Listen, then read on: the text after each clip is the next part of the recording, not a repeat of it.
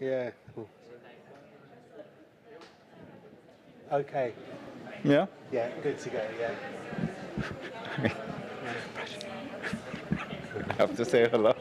We never got on the phone. No? Maybe we'll have a chance today.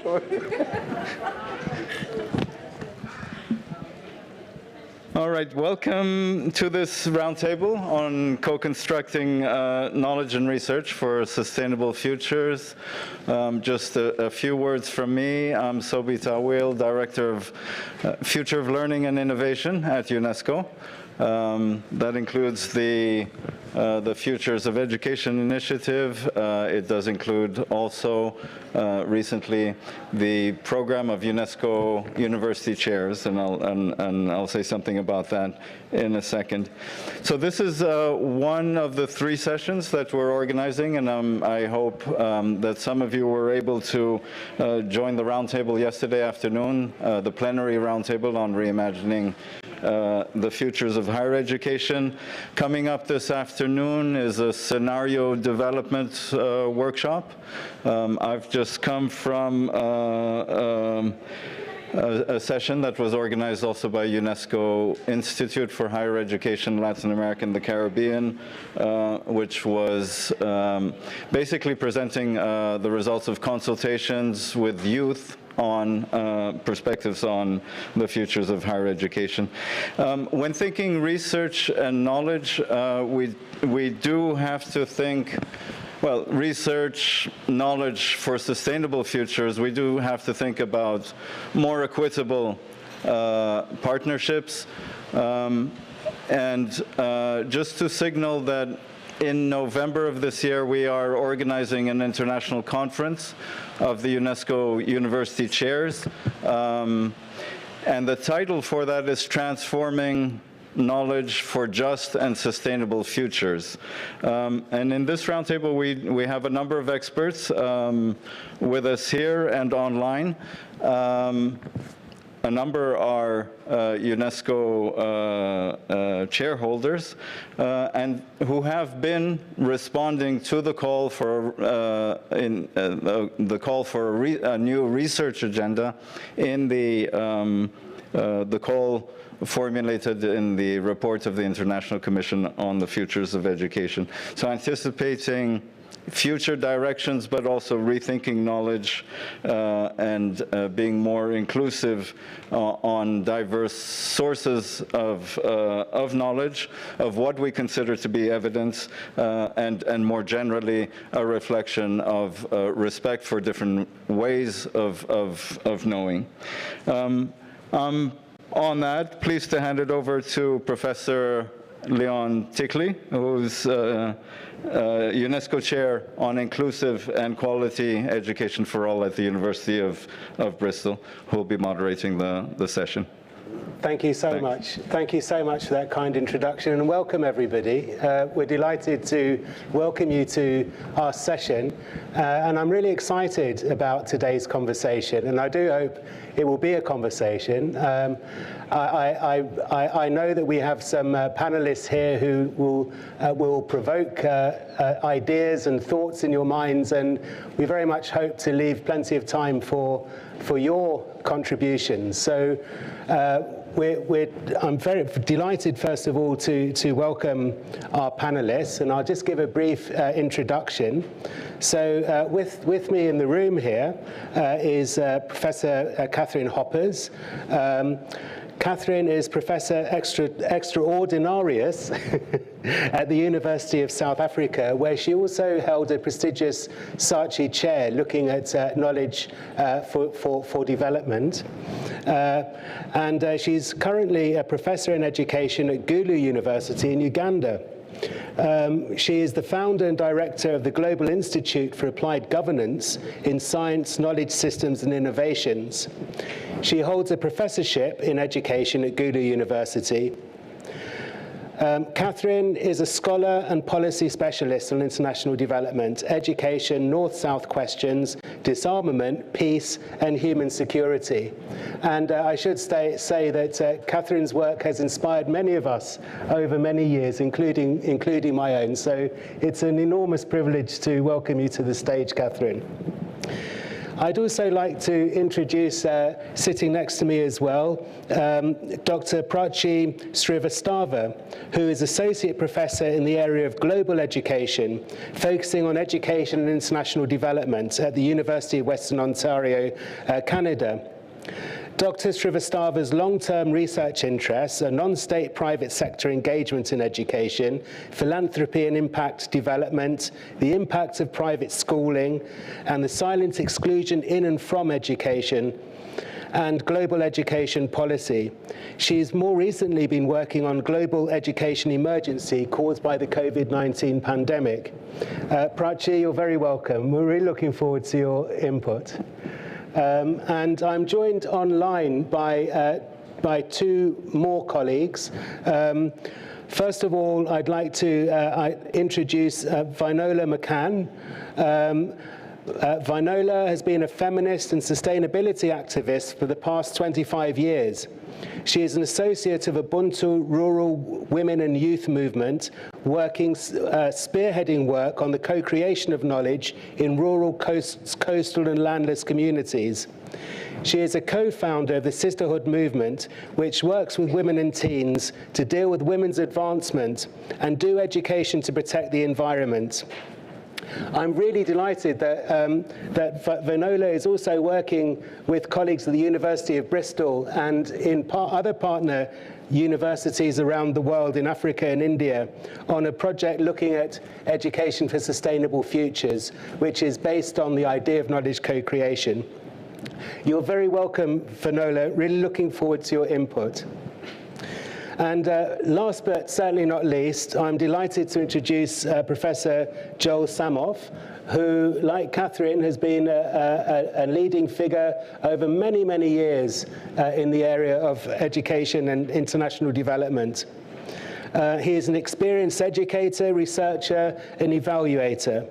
He combines a scholar's critical approach and extensive experience in international development. He has a background in history, political science, and education. He studies and teaches about education and development. Joel, we're delighted to welcome you to the panel. Okay, so I think we're all aware of the purpose of today's session, which is really to look at issues of co-construction of knowledge.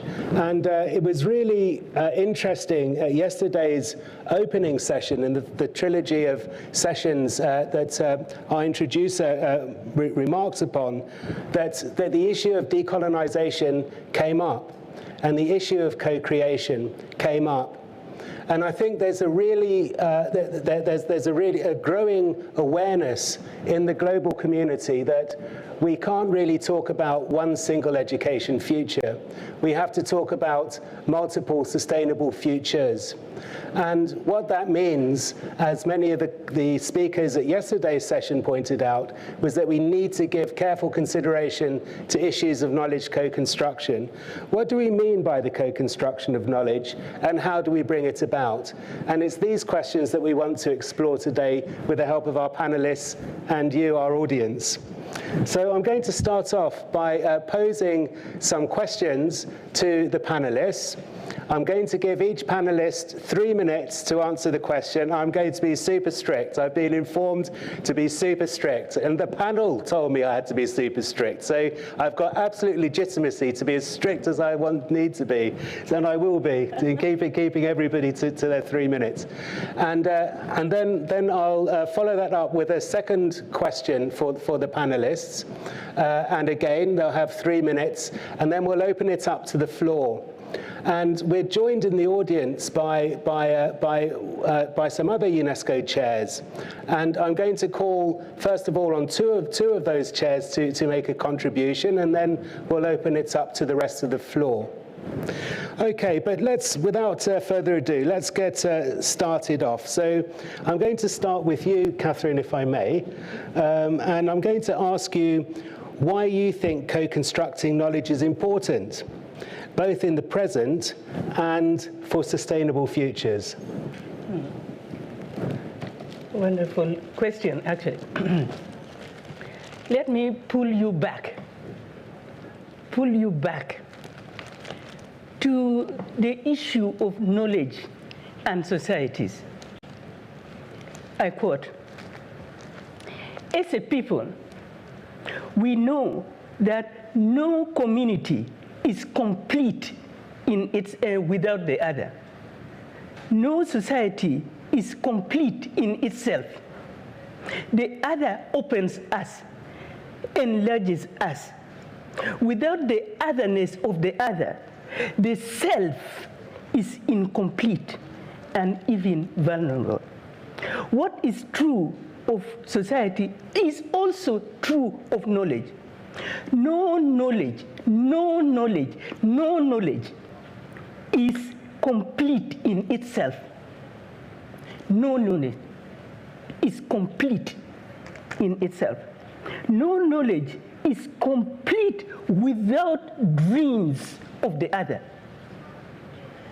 Hospitality, reciprocity, generosity, plurality. Without these tenets, no commons of knowledge is possible. And yet we know that the prevailing and dominating worldviews that surrounds us today, and into which higher education framework is mired, and which we are all compelled to respond to, is that which is narrow in its visions, exclusive and detached in relating to the total environment, analytical and deductive in its perceptions and thinking, linear in its doing, hierarchical and competitive in its management of activity. Now, we talk of co-creation. What kind of co-creation are we talking about? We talk of research partnership. What kind of co-creation and research partnership is possible that can allow for transformative and restorative action to occur in higher education in Africa and elsewhere that is not assimilative? Thank you. Thank you so much, Catherine. And you've set an example, as usual, and in this occasion, not only with a very compelling and provocative framing of the questions, but also, thankfully, for sticking within time. So thank you very much for that, Catherine. Okay, over to you, Prachi, next. So I promise I'm not texting. I keep looking at my phone because that's where I have my notes. I'm Prachi Srivastava. I was commissioned by UNESCO to write a paper for the Education Foresight Working Paper Series, which is coming out very shortly. And the comments that I'm going to make today are really reflective of some of those ideas. I'd like to acknowledge the Education Futures team for really giving me that opportunity. So that paper talks about education systems as the formal institutionalization of values, what we value collectively as a society, and who we value, how, and on what terms, who is included and excluded, and which knowledges are included and excluded, and what is legitimized and what is not legitimized. These are the fundamental building blocks of education systems. Sometimes in big fora like this, and particularly when we're dealing in technical cooperation issues, large-scale programs, we think very much around education, whether it's higher education or any sector of education, as a technical enterprise. And really, the idea behind that is to question whether or not it is actually a technical enterprise, or whether or not it is imbued in assumptions and is a deeply political act. I think from the way that I'm speaking, you can probably guess that I think it is a deeply political act. And it goes to legitimize people and knowledges. In this vein, I would say, if we're talking about where to go forward in terms of co-creation, we must start with the idea of epistemic humility. And epistemic humility acknowledges the limits of our knowledge, what we consider to be valued, and how that has itself come about through a process of filtering, of selective privilege, and if we're going to be quite honest about it, through a large-scale history of colonization, feudalism, and patriarchy. With it, whether or not we are talking about international cooperation, international flows, or whether we're looking domestically within our own systems, there are those points that we must tackle if we're looking forward to a different future, which I think is the whole point of UNESCO and the futures and reimagining futures, is really trying to question those assumptions. So we must start at assumptions, and we must start at understanding to move beyond this technicist idea of education and very much look at those values around which we base our knowledges. Thank you so much, Prachi, for that. Okay, Vanola, over to you.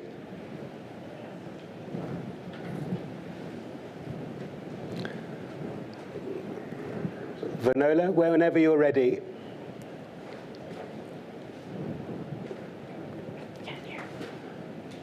Yes, thank you very much. Good morning, everybody. Can you hear me, Leon? Yes, we can hear you loud and clear now. Thank you very much. I would like to start by just greeting everybody and thank you for the opportunity. I'm coming with a non-academic perspective, and it's really a privilege to be here among the great minds. I look forward to the conversation. So in terms of co-construction or co-creation of knowledge, we need to look closely at how we've been doing things. And for me, it seems that a whole transformation of research is necessary if we want to really and authentically talk about the co-construction of knowledge. We need to look at how do we view knowledge in itself. What is it mean to know, and we need to look at how do we make meaning of our world? How do we make meaning of the things that are important to us? And those meaning making is always coming from your own vantage point, your own worldview, and we need to become maybe more humble in acknowledging that my truth and my knowledge, what I see as real and what I know, only depend on my own worldview, my own perspective, and I cannot therefore claim the whole truth. And I think that if we expand that into a more equal dialogue where we level the playing fields, we will, for example, I will do it through an illustration of this triangle in a sense. This is an indigenous music instrument. It's got three corners. In order to do co-construction of knowledge, we need to turn this thing on its head, where the academics were on top from the ivory towers of the higher education, and then the researchers and the research practitioners were sort of here on this corner, and the community were really at the bottom of it, at the receiving end. And so we were going to communities where we do interviews and saw them as objects of information gathering. They were only the knowledge givers and the knowledge holders, the knowledge bearers. But how can we go from the community also as co-creators of knowledge? We need to turn this thing then on its head and put the community at the center. What will that do to us? It will mean that we need to do better preparation. We will need to rethink of, how do I see this community? Do I understand the culture and the values of the community? What agenda? How are we going to set the agenda for this research? Is my topic for my master's or PhD really going to be relevant to that community? Can I go and talk to them before I decide on my topic? The approach, the How do we access the communities? Do I just rock up there and say, can I get 10 people? I would like to have a focus group. Or do I go and have conversations with the community? Who will be best to interview, talk to community leaders? Even the analysis, how do we make sense of the data that we find? And also, how do we then disseminate the information? Or do the communities never see us again after we have collected information? Okay, so I think that there is Finola, I'm sorry, I'm going to have to stop you there. Afraid that's the three minutes. But thank you so much. That was a wonderful introduction. Thank you. Thank you very much. Okay, Joel, over to you. Thank you, Leon. Thanks, Finola and colleagues. You've outlined important challenges. My task, I think, is to think about obstacles. So why are we talking about co-constructing knowledge? Well, discussions of education and development more generally insist on evidence-based policy. So we need to be concerned about where the evidence comes from. So let's begin with the broad setting then. We live in an unequal and unjust world. And among its consequences, the COVID-19 pandemic has compounded and reinforced that inequality. To enable education to contribute to improving the human condition, we seek to develop evidence-based programs and policies. So where do we find the relevant evidence? The usual answer to that is to point to a research process that has generally accepted rules that is well known. But if we look beyond that initial response, we find that controlling the location and the management of knowledge creation is part of a strategy for maintaining the Yeah, we've lost the sound for Joel. I think you muted him. Okay. I'm back. Okay. I think moving. Sorry. Yeah, we can hear you loud and clear now, Joel. Go ahead. Yeah. I continue. Think for a moment of the assumption that is well known in higher education, that what is good evidence is what is published in the usual journals, refereed journals. But we see quickly that that is a small circle of arbiters of knowledge and gatekeepers. And that circle excludes nearly all scholars, potential knowledge creators, from the global south. And that circle also excludes all other potential knowledge creators who do not have the recognized academic credentials. And that creates a knowledge tilt, the widespread acceptance that knowledge creation, knowledge storage, knowledge dissemination are activities located and managed in the global north. Years ago, Fernando Henrique Cardoso, the former president of Brazil, argued that the location of production matters, until the formerly colonized world became itself the location of innovation, of the creation of new production and technology. It would remain subordinate and dependent. Colonial rule had ended, but not its core dynamic. I want to argue that so too for the location of the production of knowledge. Location matters. Accordingly, challenging the inequality and injustice of the contemporary global order requires challenging how knowledge is created and who are the legitimate participants in the knowledge creation process. Widening the circle of knowledge producers has the potential to transform knowledge generation from a strategy for control to a process of liberation. Thus, the co-construction of knowledge is a transformation strategy.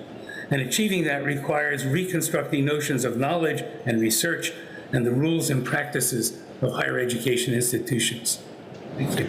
Thank you so much, Joel. That was 3 minutes, absolutely to the second. So it's going to be very difficult to beat that timing, and especially impressive given that it's something like 2 in the morning in California at the moment. So thank you, Joel, for that. All right, well, we're going to move on now to a second round of questions. And whereas the first question was, what do we mean by co-construction? The second one is, how do we actually go about it? So I'm going to start off this time by starting with you, Joel, in fact. I'm going to come back to you, Joel. I'm going to ask you, what are the major priorities for co-constructing knowledge? And what are to be the roles for higher education and research in the process? Thank you again, Leon. I've argued that the process of generating knowledge itself is important. And here's a quick example from work I'm doing that is a review of research on education in Africa over 4 decades. And what stands out is that across different scholars, different projects, different sites, different times, is a set of common findings. And how is it that that's possible? We know that a good deal has changed over the 4 decades of the research that I'm reviewing. A good deal has changed in Africa and in education in Africa. And that means that developing a fuller understanding of education in Africa requires modifying the research process. That's what leads me to this notion of co-construction of knowledge. My argument is that the co-construction of knowledge is essential, and that for the present it is blocked by the accepted knowledge creation process, which creates, as I've said, that limited circle of participants. At first glance, that process seems reasonable because it's entrenched in the ostensibly objective research process, the specification of what is and what is not science. But those claims about science are a problem, not a solution. In practice, as I've been arguing, what are regarded as standard research procedures and expectations for high-quality research function to limit who is and who can be recognized as a legitimate knowledge producer. And compounding and reinforcing that exclusion has been the close link between external funding, aid, and research, clearest in Africa.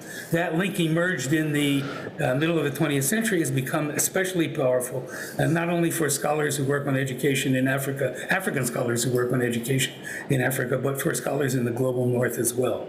So I'm arguing that the remedy is the co-construction of knowledge. I'm arguing that increased understanding, and with that improved policy and practice, requires modifying the research process. Well, how might one do that? Details are, of course, beyond the reach in the brief response, but let me at least offer a few starting points. First, an essential high priority is major support by the global north to research institutions in the global south with clear local autonomy and sustained funding. Second, at the same time, transforming current practices requires that the global south seize the initiative to develop organically rooted and sustainably funded research capacity that is globally connected but not globally dependent. And third, the redefined research process must recognize the essential generative research roles of those outside the academy. That's the point that Vinola has been challenging us with, that Prachi and Catherine have been challenging us with as well. For example, teachers, students, communities, and including them in research activities from conception through completion. Co-construction of knowledge is not limited to higher education, but it requires a vibrant, imaginative, and critical higher education research institutions with significant autonomy and sustained funding. Thank you. Thank you very much, Joel, for that. Marvelous. Okay, Vinola, over to you.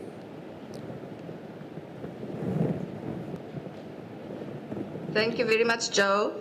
Leon. Yeah, in terms of the priorities, I think there is a need to integrate the topic of co-construction of knowledge as part of the curriculum at higher education institutions and consider including non-academic actors in research as guest lecturers to bring in the perspectives that will inspire and bring new ideas. There's also a need for capacity mobilization beyond the academia in partnership with communities so that the conversation is not within the spaces of the higher education institutions, but also without.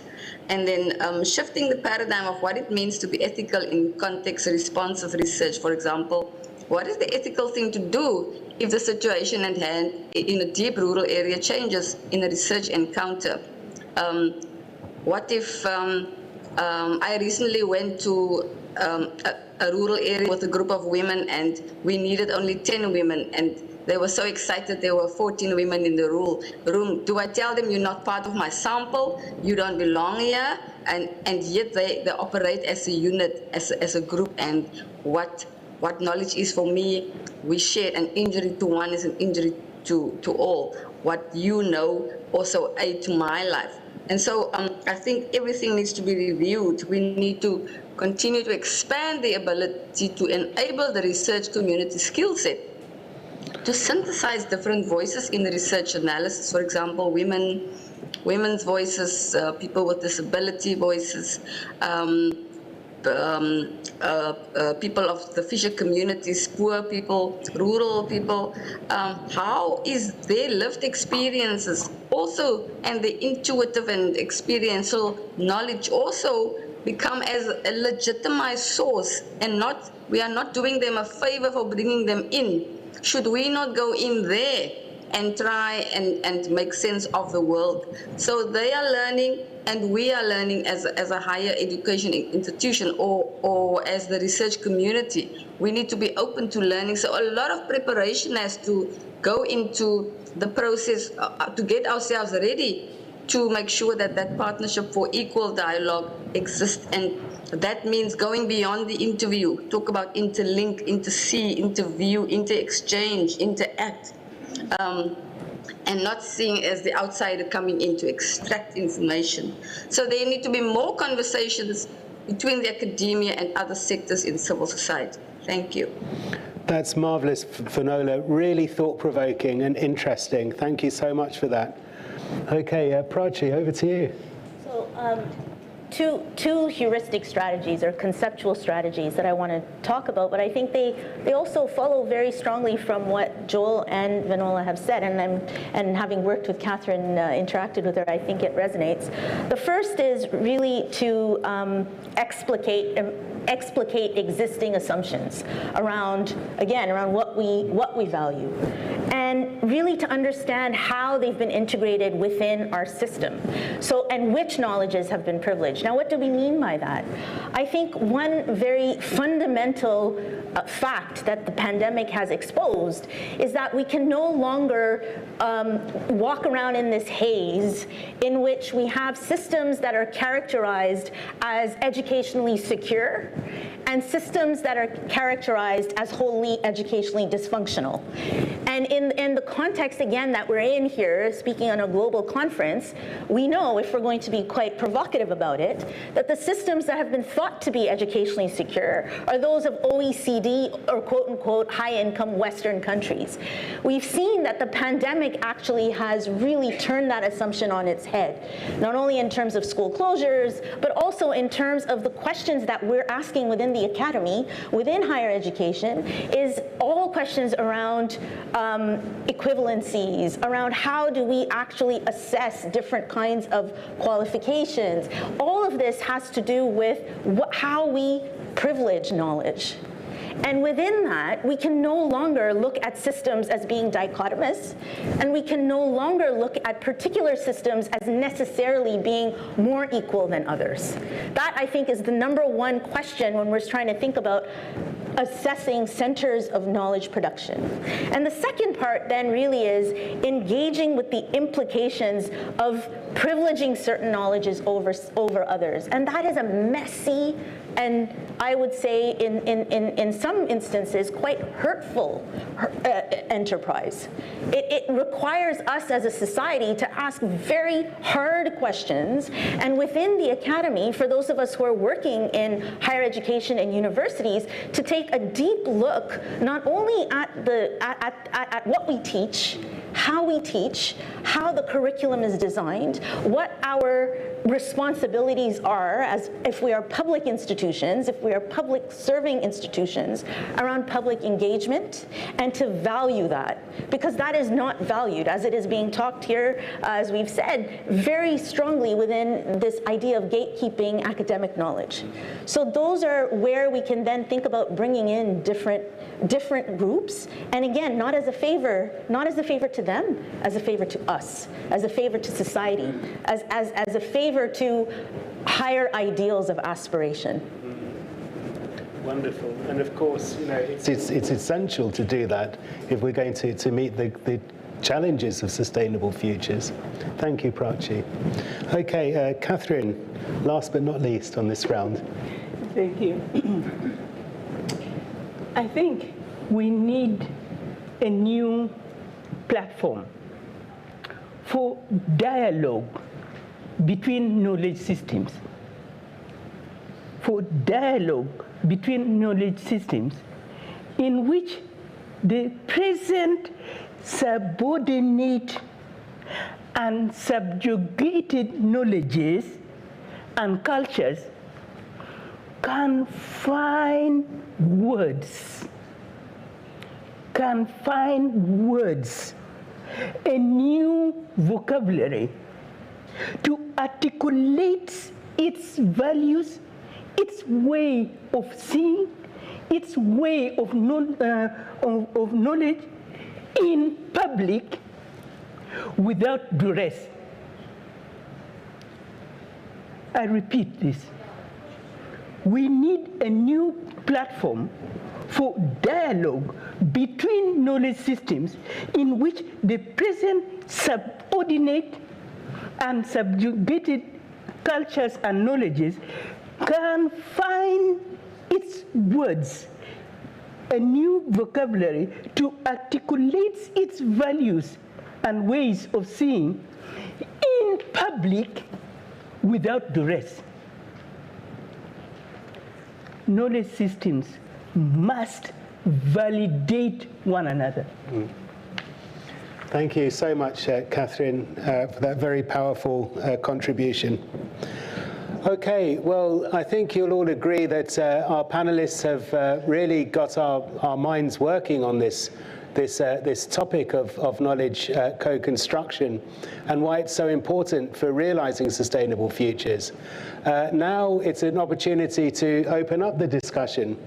So what we're going to do is I'm first of all going to invite two fellow UNESCO chairs who are in the audience, and I'm not just privileging them because, like me, they're UNESCO chairs. So there's no favoritism going on here, but they are both experts in this field, and it would be very remiss of us not to take the opportunity to give them a chance to respond to today's topic.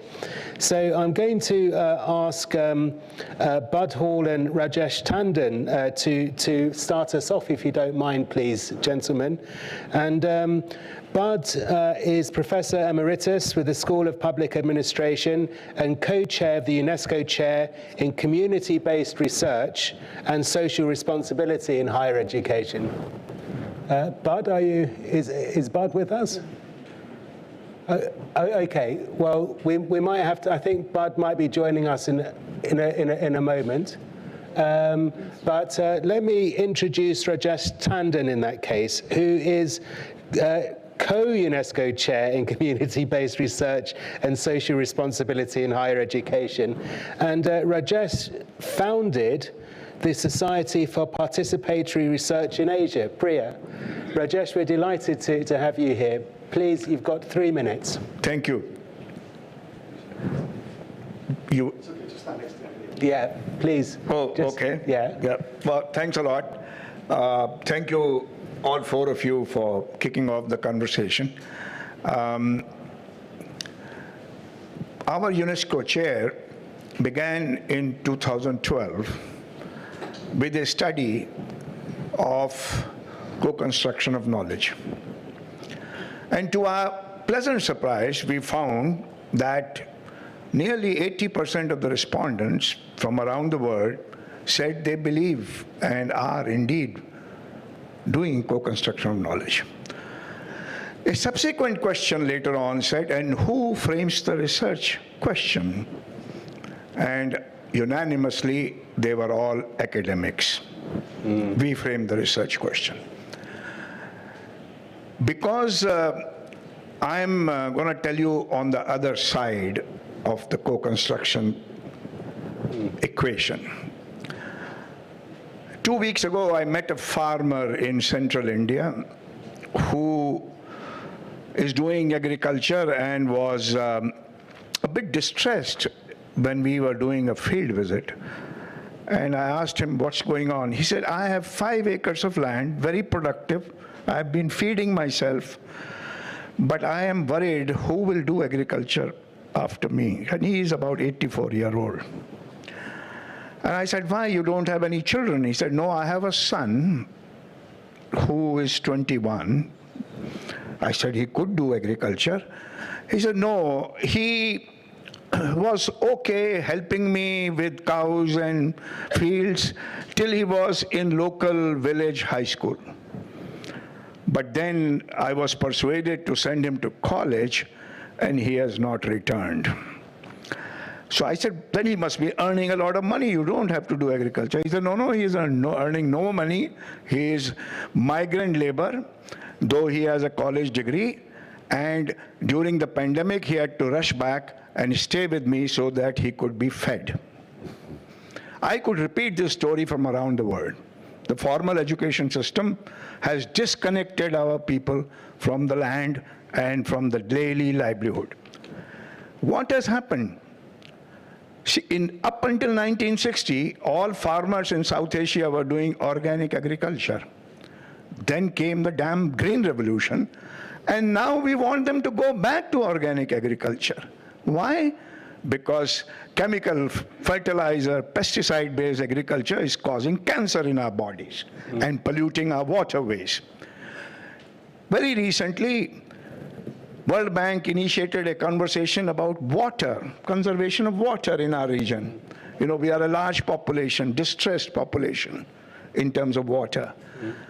And somebody stood up and said, we want traditional systems of water harvestation, because water harvesting in desert areas and mountain areas was supplying enough clean, potable water to our communities.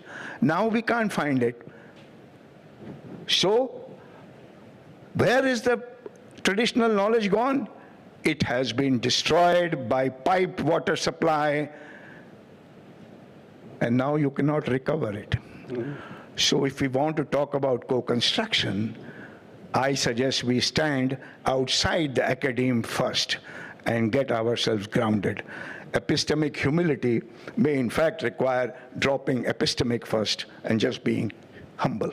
Okay, thank you so much, Rajesh. I think you will agree that was a really illuminating example. Really got me thinking about the value of formal education. Okay, has Bud joined us at this point? No, not yet. Okay, well maybe Bud can contribute later if he turns up. All right, so let's open it up for discussion. So we've had a range of contributions, people talking about why knowledge co-construction is so important for sustainable futures. Let's open it up. Who would like to comment? Who would like to start us off? Yes, please. The lady at the front. I'm going to stand up at this point, and so I can see who's speaking.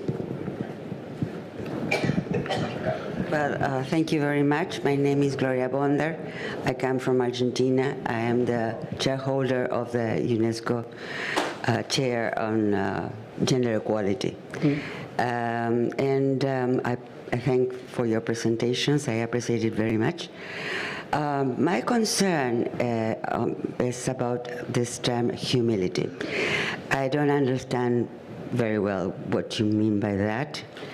Actually, I think I am, of course, for co-construction of knowledge, and we try to do it as much as we can. But recognizing that in the dialogues, in the interaction, there is power there. And the power is not that only the people who are in the top, it's also the people who are in other places of the dialogue. So humility is not a word that resounds in me, thinking in my experience. I don't have another word to propose, but I think it's much more, it's dealing with different ways of seeing, and perceiving, and valuing reality, and recognizing that the meaning and the sense and the power that people gives to the way they think about reality. So that's. Thank you very much. All right, there's a gentleman in the middle there, just in the middle row there. That gentleman there with his hand up, yeah. And then the lady there. Hello, Hello. I am Ramanan. Undoubtedly, we all are aware that co-construction and knowledge sharing is very important. That's why we are discussing here. But what we have seen even during COVID-19, even it was a crisis, but people were not ready to share the knowledge, the technology. So, and I just want to ask, how can we ensure, how can we prioritize the knowledge sharing areas? I think the COVID-19 was the event where we, where we can share our knowledge, our technology in better way, because it was the life-threatening event. Even we are facing the same thing right now also. But that time also we were hesitant. A lot of universities, countries were hesitant to share their technology, share their expertise with each other, and that even could not break that mindset. So how it is possible now, and how we can make sure? Yeah, okay, thanks very much for that. I should say, by the way, that we're going to just take contributions from the floor for the next 20 minutes or so, and then I'll give the panelists some time at the end to wrap up and perhaps respond to some of the questions that have been raised. But it is a conversation, so we've been provoked to think about, well, how do we actually solve this problem by the last speaker. So let's try and let's try and make it as much of a conversation as we can. All right, I think the lady at the back. Hi, thanks so much for this conversation so far. I have like a question in a way, a bit of a conversation. How do we, so I think most of us in this room really appreciate the value and the need to shift and kind of move towards this paradigm of co-creation as opposed to extractive research. The reality is many researchers find ourselves in large bureaucracies.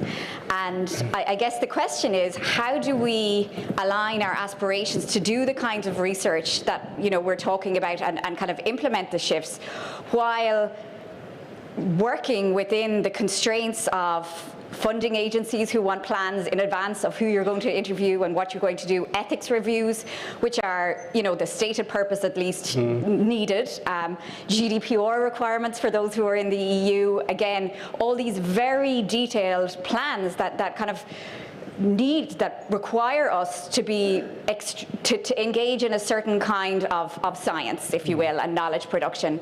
And I guess I wonder, is there a need for us to kind of broaden the conversation to think about, in addition to targeting individual researchers in the way we go about doing research, to kind of step back and really look at administrators and the structures of the universities and other research institutions that we're in to allow us to do these kinds of things, in addition to the output part of the scientific publishing and so on as well. But even just the initial steps, it's difficult, I guess, to bring that attention. Yeah. No, I mean, I can directly relate to that from our research program that I mentioned earlier.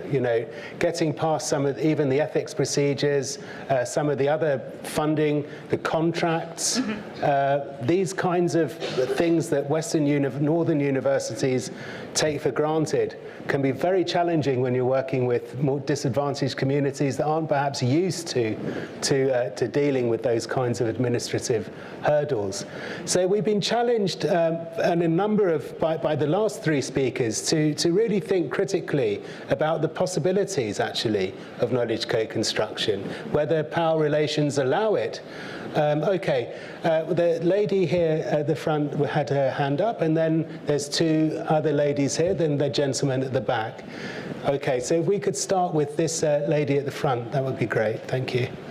I'm sorry, I don't know everybody's names, so I'm just referring to you as... We'll introduce ourselves. Okay, please do introduce yourselves. Yes, I should have mentioned that. Hi. That would be great if you could. Thanks. I'm Bhavani. I'm from Amrita University in India, and I'm the UNESCO chair holder for Gender Equality and Women's Empowerment. Just like to reflect on the whole concept of co-creation of knowledge and co-creation of research. I think we need to take one step back. Let's just go back one step, and we have to first create the experience.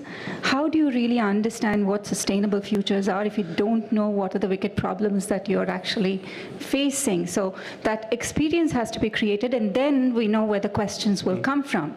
So I think we tried to address that kind of situation in our university. We have this very novel program called Live in Labs, where all the students and faculty have to spend time in the villages in rural India and underserved communities, get an understanding of what the issues are, and then go back and define what the research questions are, and then design, whether it's the content or the knowledge or the research questions, based on that experience. And that experience brings about, I know there is contention about the word humility, but it brings the humility, it brings empathy. And I think that is something that is very fundamental that we should look at before we think about knowledge and research. Thank you. That's a really helpful contribution. And of course, it reminds me of Vinola's point earlier about capacity mobilization and how we often think in very patronizing ways about capacity development. And I think what Vinola is asking us to do, and what your contribution as well is asking us to do, is to think of capacity mobilization as being a multi-directional process, which is critical for those of us in research in universities who actually need to understand what the wicked problems are, as you put it so well. Okay, I think there was a gentleman at the back there first in the blue shirt, and then the lady here, then Kerry, and then that gentleman there. Thanks very much. I wanted to say thank you very much to all the panelists for a really stimulating discussion so far. I'm Patrick Dean from Queen's University in Canada. So my question is prompted by my colleague's question here about all the difficulties of grant application and all of that sort of thing. It strikes me that while I'm powerfully in support of the notion of humility as an important component in this reform, the really challenging aspect of this is the systemic aspect. It's what's built into all of our operations. How you find support for your grants, the institutions which support research globally, but particularly in the North, which have such dominance. I want to come to Catherine's question, which we haven't really answered, which is the question about assimilation. And I was intrigued by your second intervention, which was about this notion of a new platform for dialogue. And I was wondering whether you could expand on that a bit, because it seems to me that when the obstacle to co-construction of knowledge is so powerfully systemic and a massive aspect of everything we do across higher education around the globe, the chances of resisting assimilation are very, very slim unless we're able to evolve some kind of alternative method. In Canada, we have this ongoing debate about the indigenization of the universities. A profound lack of clarity about what that means. I think for the most part, it's never acknowledged to be basically an assimilation exercise, or at least the danger is of that being the case. So I'm interested in hearing more from particularly from Catherine, but from others in the room about that issue. Okay, great.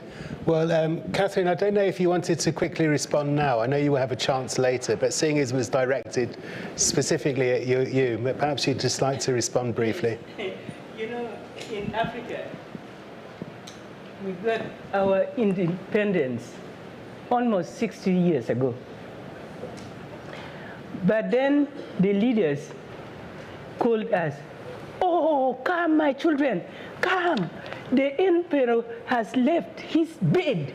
Come, and we partake. Huh? The emperor has left his car. Come." Huh? So we came and took over the whole machinery. Just think about it. That was the first level indigenization. That is what is going on in Canada.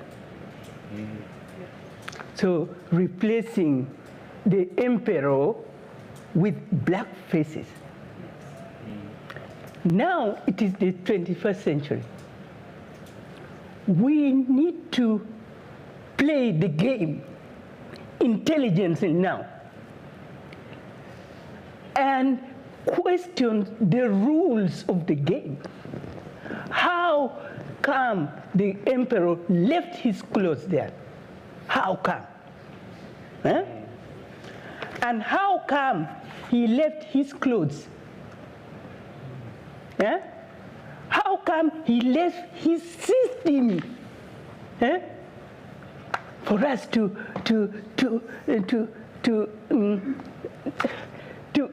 imbibe. It is not going to be funny. I tell you, it is the 21st century. We are on it now. We are on it. You wait. Thank you, Catherine, for that. Okay. Well, you did ask. So, okay.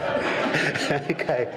All right, thank you for that response. Okay, then sorry, the lady here, and then Kerry, and then the gentleman here. So 3 people at the front. Thank you so much. That has been wonderful discussion and very inspiring. So I'm Hannele Niemi. I'm from University of Helsinki, holding chair on educational ecosystem for equity and quality of learning. And my question is related very much to assumptions behind our knowledge.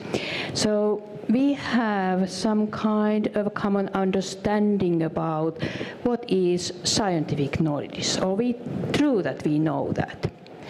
But now I have had quite a big question about the phenomenon called alternative truths, which means that scientific knowledge is not value anymore because everyone can say everything, and that's true, and that's truth. So my question is now, in which way we co-create knowledge? Just thinking that in society, if we are working in ecosystem, we meet also these alternative truths, and we should make some vision together how that can happen. So I think that alternative truths have been a long time through humankind's history. But today, the gap is huge between scientific knowledge and alternative truths. And I think that that's something we had to think about if we want to create some transformation in our societies. Thank you. Sorry, just to follow up on that, if I may briefly. So, do you have any thoughts about how that might be achieved? I think that maybe only way is very much related to dialogue. So, because we can't set groups that are continuously opposite. So we have to make also for young generation to be aware of these alternative truths and be critical to these kind of differences what we have. So that's why one important future competence in my country is for children to teach what are different interpretations of information and living with conflict information. That's so interesting. Thank you very much. Okay, Kerry. Thanks. So thank you so much for your contributions. I'm Kerry Facer, University of Bristol. One of the things I'm interested in is what happens if we're successful, and how do we prevent that being appropriated and brought back into the machine of the existing system. And I speak from the experience of us running in the UK a £40 million programme of co-produced research. We had hundreds of universities, we had thousands of partners. It was very, very well resourced. And then I studied that over, it was a 10-year period. And what we saw coming out was that we dealt with all the ethics issues, we found different ways of doing these things. And what we found was a reproduction of inequalities, because the universities reached out to those people that they already had relationships with. Over 50% of the partners were those that were already in the network. We found that those from Black and minoritized ethnic communities were marginalized in the program. So there were a huge amount of good things that came out of it, but what we saw was reproduction. We saw the money stay within the university. So it didn't flip the power relationships. And so I think when we think about this sort of work, we fundamentally have to address this assimilation issue, the appropriation issue, and we have to make sure that these activities don't become cover, so that the universities can carry on with business as usual while we do some of these things around the edges to make the universities look good. So I'm really interested in this question. How does this work really, if you like, become viral and really kind of change from the inside?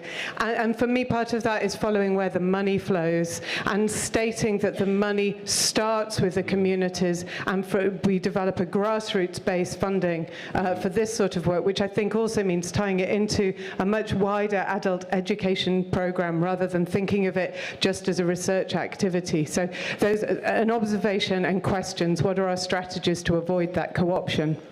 Wonderful, thank you so much. The Connected Communities programme was very significant in advancing our understanding of knowledge co-production. So that's really useful to hear those reflections and the challenges. Thank you. Okay, then the gentleman here was next, and then Thank you. I'm from the University of Bergen. My name is Thor, and I'm primarily here in connection with the launch of the report this morning, Knowledge for Action, which has many parallels with this report, Future of Higher Education. And particularly Chapter 3 in that report deals with this topic that we are discussing here. Co-creation of knowledge, ways of knowing, and so forth. So I really recommend you all to read that report. But let me raise the issue then, what is co-creation, or who is not developing knowledge through processes of co-creation?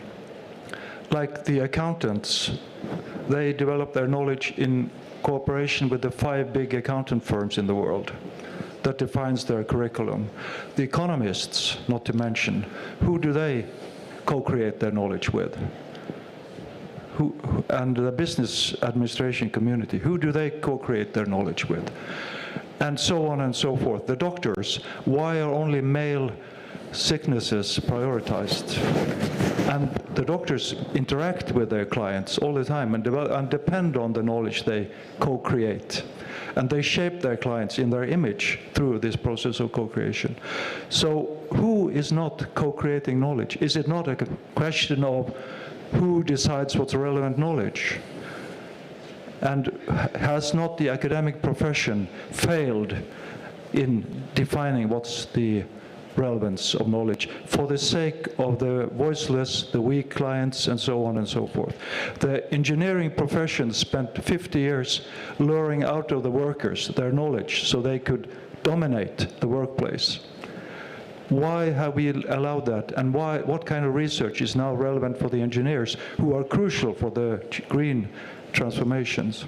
The example from India, the World Bank together with the research institutes on industrializing agriculture have ruined the agriculture of the world. So is it not a question of, as I said, who decides on what's relevant knowledge, and how do we co-create with other actors in this economy we have today? Thank you very much, Tor, for raising those questions. And I think, we can see some clear themes emerging from the conversation. And, one of them about appropriation there of knowledge, linked perhaps to the development of extractivist kind of ways of producing in the economy, and how we extract. There's a danger that we end up extracting knowledge from people to serve very narrow interests. Okay, then the gentleman here.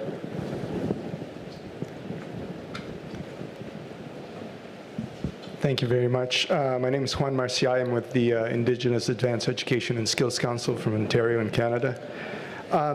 I'll be brief. My points would echo a lot of what the others have been saying, but I just wanted to state and just add to the bundle, if you will. And it's really striking me how much co-construction is a political choice. It's not a question of changing methodology. It is about that as well, but it is fundamentally a political choice, given what everyone is saying. I mean, the questions of funding and who, as Dr. Tandon said, who's framing those questions, and how much co-creation, co-construction really is truly about sharing. It's truly about giving up, and that's where it's political. It's about giving up that position of power. It's about providing that space, and at the end of the day, providing control, true control, to those historically marginalized groups. And so going back to the first comment around, and humility, I agree, epistemic humility is an essential element of that. But I'm wondering too, as many were making their points, how much co-construction is about epistemic justice at the end of the day, to just put out the term and all of that, and the very long thread that word pulls, right? As really an important concept in the whole discussion. So thank you. Thank you. Well, you've drawn our attention to the politics of knowledge production. One could talk about the political economy of knowledge production and how, you know, the whole industry around research is a politically driven system, whether it's research councils or publishing houses, the role of the increasing instrumentalization of universities as well. Thank you for that contribution. Okay, there was a gentleman at the back, I think, who wanted to say something. I don't know if that is still interested in making that comment. Yes, please, sir. If you're thinking about me, yeah? Yes. Well, you happen to be a gentleman at the back, so take the opportunity. Please go ahead. Yeah. So my name is Norbert Steinhaus. I work for an NGO called Science Shop, working at the interface between community needs and research resources. And I was a bit triggered by your comment about alternative truths. And what triggered me is the academic view on it, thinking about publications, academic outcomes. And I ask myself, how can we come to the point that universities act on expressed needs and don't just produce data? So actively contribute to the implementation of solutions. So my experience in my work environment is they stop at the moment they produce their report. Yeah, but they are needed for the implementation of the solutions. Yeah, so in my understanding, there's science that doesn't contribute to the implementation, only goes half the way. Yeah, and this, of course, is a systemic change in the understanding of academia. So just as a comment, not as a question, it just triggered me when I listened to the colleague, and this is what we are addressing now. How can we get to the point that research and researchers don't stop after, you know, getting the question and producing an answer? Because we have to move forward with the communities who have these expressed needs, and they need support, and then we of course go into multi-stakeholder environments. Once we have the data, which is definitely important, we need those, we need governance, we need companies, we need civil society who express their needs to work together with the results to really implement a possible solution on the problem expressed. This doesn't work in every cases, but in the fact when we really receive a question from the community, we should really consider to move forward into implementation. So thank you very much. Wonderful, thank you very much. So again, another theme emerging there around the whole process of implementation, and linking back to the previous speaker as well, is it actually for social justice? Okay, great. Do we have any other contributions from the floor at this point? And anybody else burning to ask a question? Don't be shy or make a contribution. Okay, I wonder, I know I can see Charles, we've got Charles in the room. Charles, you're very welcome. I don't know if this has stimulated any thoughts in your mind. I'm picking on Charles now, look at this. This isn't very fair, is it? But I just wondered whether you might have any reflections. I saw you nodding away there. I don't need to. Okay, thank you. Yeah, my mind is spinning actually with this. The idea of the false information and is one that was going through my mind a lot. The other is always looking at why is it the way it is? Who is winning from the system the way it is? And it seems like it is multiple winners who are there. And we need to anticipate what will be the pushback the minute we start to make success in any way. There will be this pushback.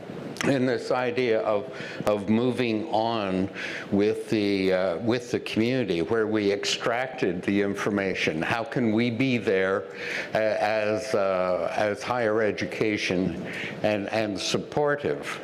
The last one, and then the last one for me is the whole idea of empowering our graduates to move from knowledge to caring enough to be engaged, and then giving them the skills to bring about change. So we talk now a lot about education for sustainable development and so on, but we also need to talk about education for global citizenship, which gets at the heart of worldview, values, and then the skills to do something about it. So thank you very much. Thanks for okay, on do you want to just introduce yourself, Charles? I'm sorry. I'm Charles Hopkins. I'm another one of these UNESCO chairs. I'm at York University in Toronto, Canada, and my chair actually is in reorienting education systems towards sustainability. So a huge task. But anyway. Highly relevant. Thank you so much, Thanks so Charles. much. Okay, I think we've got one more question at the back, and then just to prime the panel, we'll wrap up, and I'll ask each member of the panel just to conclude with 2 minutes of your thoughts on what's been said. But there was a lady at the back I know who wanted to say something, so please go ahead. Oh, maybe not. Okay, all right. I've got a message from party. Yes, please. Yeah, Rajesh, yes. Yeah.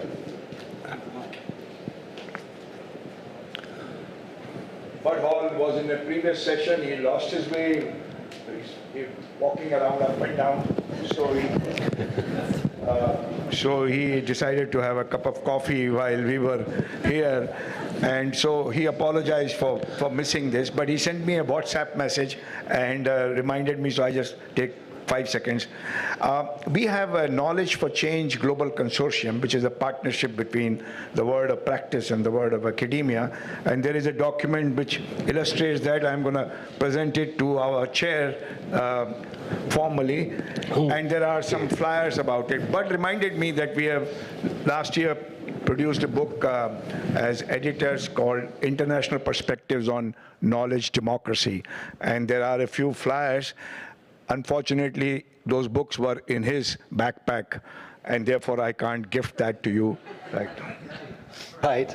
Well, I'm very sorry to hear that. It's one of the hazards of lost professors wandering around the building.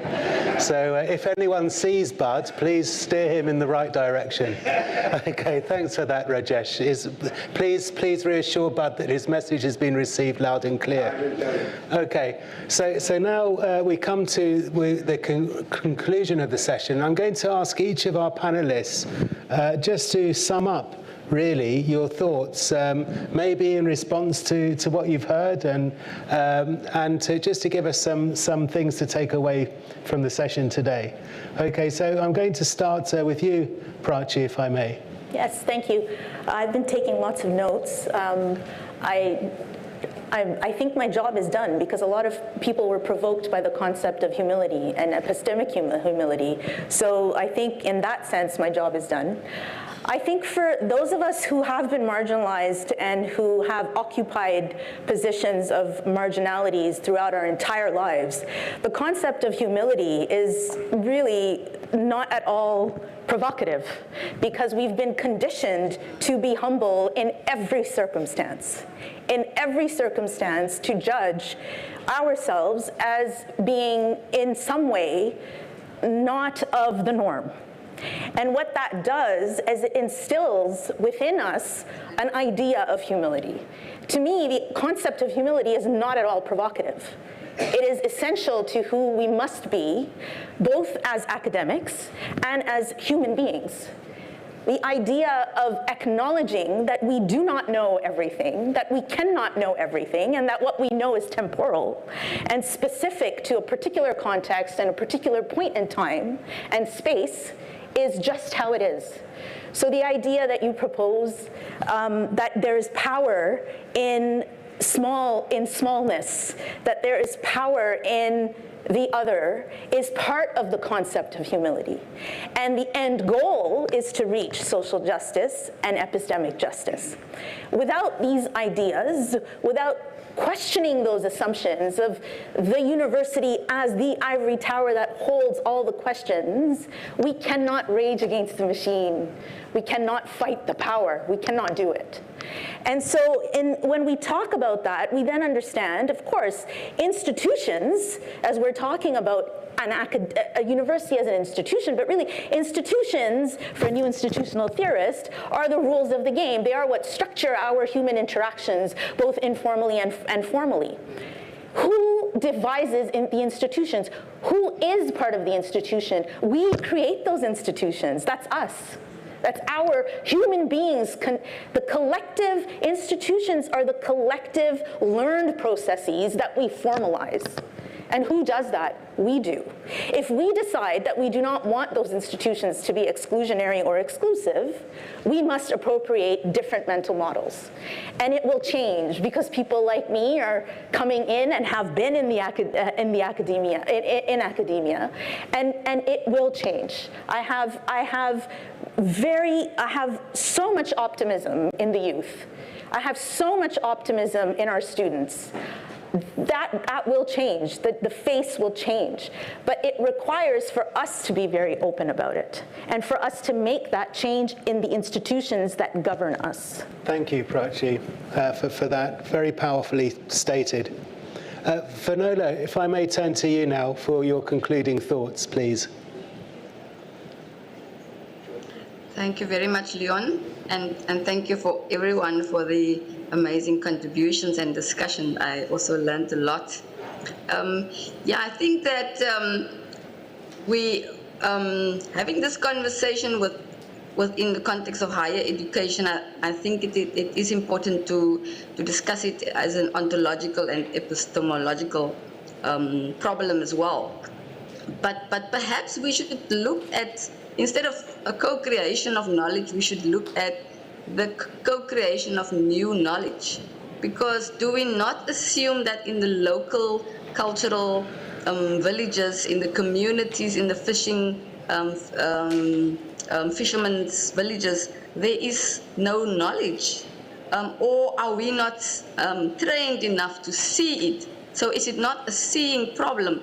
In fact, there is knowledges everywhere, and maybe we need to go back to school to unlearn and to learn how to tap those knowledges. So it is never about, and I think that is where the humility comes in.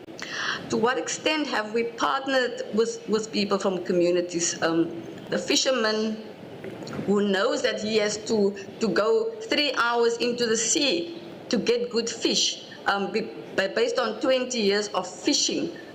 When I ask him, how do you feel about the people wanting to come and mine on your coast where you fish? He says, well, then I can just give up and die now because all the fish will go away. The ocean has 2 streams, and all the debris and the waste of the mining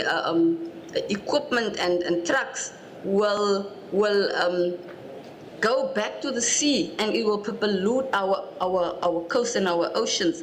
Now that is marine science. He never went to university, but he could tell everyone this is what's going to happen from a very experiential, deep knowledge, because he has studied for 10 years. So the question is all knowledge that there is, that is scientific, is all knowledge written up? Is that not the issue? Must we not ask the uncle to assist him to write up his amazing knowledge? Because is that not the problem? The environmental feasibility researchers, they come with outdated research, and the community tell them, but your research is not updated. It is not what we experience here. Do you not acknowledge that we also hold knowledge, that we also can be co-constructors of knowledge? We don't want you in our communities. We don't want the mining here because it's going to give up our livelihood. Now that is knowledge for sustainable futures, and it's knowledge that we need to acknowledge. And I agree with Prachi that the knowledge is in the community is not going to wait for the universities to come around. We are having the conversation so that we appeal to researchers, to lecturers, to teachers at university. Can we use our intellectual resources to the aid of community? It was communities in the past 2 years who saved lives because they knew how to use their knowledge to be relevant to make sure that we don't all die of COVID-19. How can universities continue to stay relevant? Are we taking up the SDGs, gender equality, save the environment, all those important things? The university face the possibility of becoming extinct because knowledge will continue to be created elsewhere. Thank you so much, Vanola, for that. Okay, over to you, Catherine, and please can we try and keep it in the 2 minutes because we're nearly at the end of the session. Thank you. Well, in 2 minutes, really? Are you sure? Okay. Okay, when I made my first intervention, I said, no community is complete without the other. No society is complete in itself. No knowledge is complete in itself, and no knowledge is complete without dreams of the other. That means that we have to review critically what modernity has pumped into our brains and consider the other knowledges which were left out and to try and bring them in to our ways of thinking. We need transformation, which is different from reform and restructuring. By this, I mean drawing attention to the basic cultural structures which our systems of thought have been constructed across all the disciplinary domains. We have to go beyond the regulatory rules and tackle the constitutive rules. The constitutive rules which underpins everything. You see, liberation needs reflexivity to become emancipation. And emancipation is hard work. I can say, I'm going to free myself, but it needs something more. We need to face our enemy close, and ask, what is your problem? And ask.